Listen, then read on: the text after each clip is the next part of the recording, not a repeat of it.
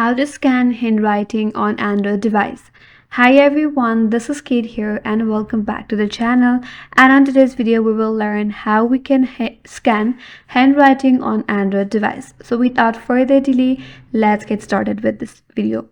For that you could use Google Lens. Now you have to open up Google application or Google Photo. After you open it up, tap on the lens icon in the search bar. Tap on search with camera. Now all you have to do is you have to point your camera at your handwritten note. Then tap on the text area. It will highlight the handwriting and it will convert it into the selectable text or into the digital text.